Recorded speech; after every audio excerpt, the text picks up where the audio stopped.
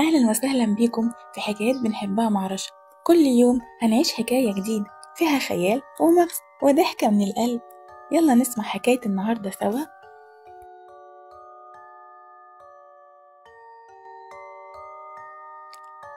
في شارع هادي في حي قديم كان في بيت دايما النور فيه مطفي والستارة مقفولة والكل بيتجنبه.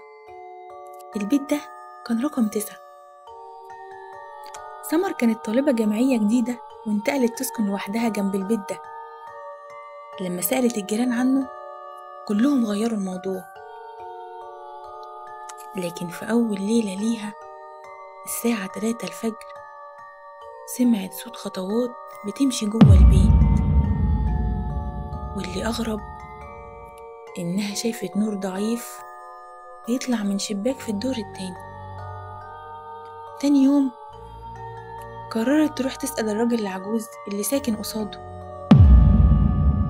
قال لها بصوت مرعوب: البيت ده مقفول من 10 سنين، من يوم ما الست اللي كانت عايشة فيه ماتت محروقة جواه.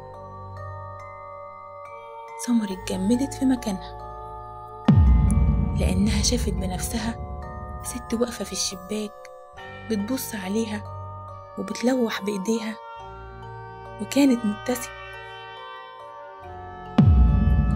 رجعت بيتها مرعوبة، لكن الصدمة إنها لما دخلت أوضتها لقت ورقة على السرير مكتوب فيها: أنا كمان مبسوطة إنك جيتي تسكني جنبي. وإنت هتقدر تسكن جنب البيت رقم 9 وتكمل نومك، ولا هيفضل النور منور طول الليل؟ خايف تسمع الخطوات؟ لو عجبتكم الحكاية ما تنسوش تعملوا لايك واشتراك في القناة وتفعلوا زر الجرس عشان يوصل لكم كل حكاياتنا. استنوني في حكاية جديدة. مع السلامة يا أحلى مستمعين.